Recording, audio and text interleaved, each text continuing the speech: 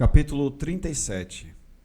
Os dois cavalheiros deixaram Rosings na manhã seguinte, e o Sr. Collins, tendo aguardado próximo às habitações para prestar-lhe as mensuras da despedida, pôde trazer para casa a agradável informação de que eles aparentavam estar em boa saúde e de humor tolerável, como poderia se esperar, após a melancólica cena que se passou recentemente em Rosings.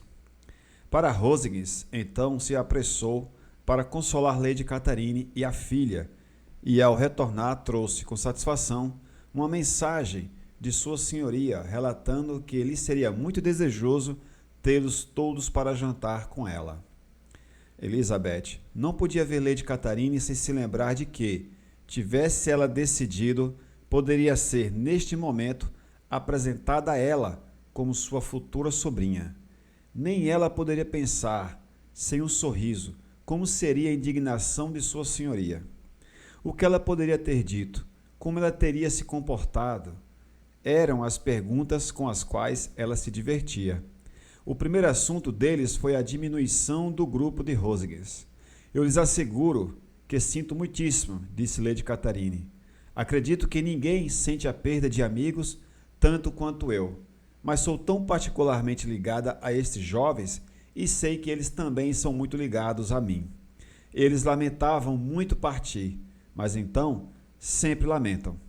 O querido coronel dominou sua disposição razoavelmente até o fim, mas Darcy parecia sentir mais gravemente, mas eu acho, do que no ano passado. Sua ligação com Rosings certamente aumenta. Miss Collins tinha um elogio e uma alusão a lançar neste ponto, as quais a mãe e a filha sorriram bondosamente. Lady Catherine observou, depois do jantar, que Miss Bennet parecia de mau humor, imediatamente atribuindo isso a si mesma, ao supor que não gostaria de voltar para casa novamente tão rápido, acrescentou. Mas se este for o caso, deve escrever para sua mãe e implorar para que possa ficar um pouco mais. Estou certa que a senhorita Collins ficará feliz com sua companhia. Sou grata à sua senhoria por este bondoso convite, respondeu Elizabeth, mas não está em meu poder aceitá-lo. Devo estar na cidade no próximo sábado. Ora, de qualquer forma, ficou aqui apenas 6 semanas. Esperava que ficasse 2 meses. Foi o que disse a Mr. Collins antes de você chegar. Não pode haver motivo para ir tão rápido. Senhorita Bennet certamente lhe pouparia outra quinzena. Mas não meu pai escreveu semana passada para apressar meu retorno. Seu pai com certeza pode poupá-la, se sua mãe puder. Filhas nunca são de muita importância para o pai. E se você ficar outro mês completo, estará em meu poder levar uma de vocês tão longe quanto Londres, pois estarei indo para lá no começo de junho, para ficar 1 semana. E se Davison não objetar, quanto a Caleche, haverá espaço suficiente para uma de vocês. E de fato, se acontecer do tempo esfriar, não deverei objetar em levar ambas, já que vocês não são grandes. É muito gentil, minha senhora, mas acredito que devemos cumprir nosso plano original. Lady Catherine pareceu resignada. Senhorita Collins, você deve enviar um criado com eles. Você sabe que sempre falo o que penso, e não posso suportar a ideia de 2 jovens viajando na diligência sozinhas. É altamente inapropriado. Deve planejar o envio de alguém. Tenho o maior desprazer do mundo com este tipo de coisa. As jovens sempre devem ser protegidas e cuidadas apropriadamente, de acordo com sua situação na vida. Quando minha sobrinha Georgiana foi para Ramsgate no último verão, insisti para que 2 criados a acompanhassem.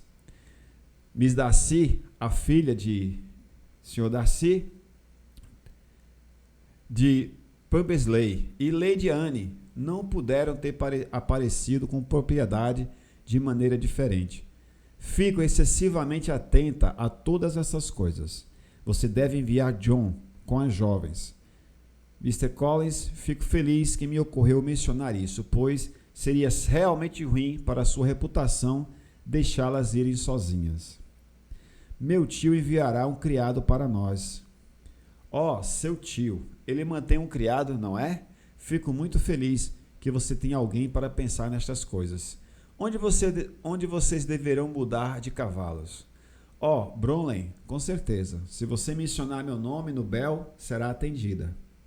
Lady Catherine tinha muitas outras perguntas a fazer relativas à viagem delas, pois se ela mesma não as respondesse, a atenção era necessária, o que Elizabeth acreditava ser de muita sorte, ou com a mente tão ocupada, ela poderia ter esquecido onde estava.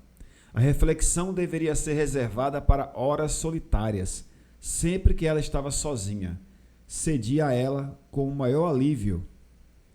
E nenhum dia se passou sem uma caminhada solitária, na qual poderia se permitir todos os prazeres de lembranças desagradáveis. Ela estava prestes a saber a carta de Miss Darcy de cor. Estudou cada frase, e seus sentimentos para com o remetente eram, com o tempo, amplamente diferentes.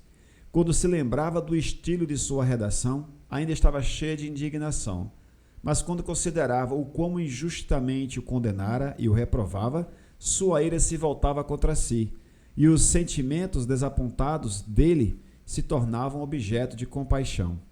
A ligação dele suscitava gratidão, seu caráter geral, respeito, mas ela não podia aprová-lo, nem por um momento, se arrepender de sua recusa ou sentir a menor inclinação mesmo de vê-lo novamente. Sobre seu próprio comportamento anterior, havia uma constante fonte de irritação e remorso, e nos infelizes defeitos de sua família, um tema de ainda maior desgosto. Eles eram irremediavelmente desesperados. Seu pai, satisfeito em rir deles, nunca se esforçaria em conter a selvagem leviandade de suas filhas mais jovens, e sua mãe, com modos próprios mais distantes do correto, estava inteiramente insensível ao problema. Elizabeth se juntava frequentemente a Jenny para tentar deter a imprudência de Catherine e de Lídia. Mas, enquanto elas eram ajudadas pela indulgência de sua mãe, que oportunidade havia para melhorar? Catherine, de espírito frágil, irritadiça e completamente sob a influência de Lídia, sempre fora afrontada pelos conselhos delas. E Lídia, rebelde e descuidada, mal as escutaria. Eram ignorantes, ociosas e vãs. Enquanto houvesse um oficial em Meryton, elas flertariam com ele. E enquanto Meryton estivesse ao alcance de uma caminhada de Leghorn, elas sempre iriam para lá. A ansiedade sobre Jane era outra preocupação poderosa, e a explicação de Mr. Darcy, ao restaurar Bingley a sua boa opinião anterior, aumentou o sentimento de que Jane perdera. A afeição dele se provou sincera, e sua conduta o isentou de toda a culpa, a menos que alguma pudesse ser imputada à confiança implícita em seu amigo. Quão ofensiva, então, era a ideia de que, de uma situação tão desejável em todos os aspectos, tão repleta de benefícios, tão promissora de felicidade, Jane tivesse sido privada pela fantasia e falta de decoro de sua própria família. Quando a essas lembranças se somou o desenvolvimento do caráter de Wickham, podia-se facilmente acreditar que o bom humor raramente fora deprimido antes, estava agora tão afetado a ponto de tornar quase impossível com que ela parecesse toleravelmente alegre. Os compromissos em Rosings foram tão frequentes na última semana de sua estada quanto tinha sido na primeira. Até a última noite foi passada lá, e Sua Senhoria mais uma vez perguntou com detalhes sobre os particulares da viagem. Deu-lhes instruções sobre o melhor modo de fazer as malas, e estava tão premente a necessidade de colocar as vestimentas na única forma correta que Maria pensou, ao voltar, a desfazer todo o trabalho da manhã e arrumar sua mala novamente.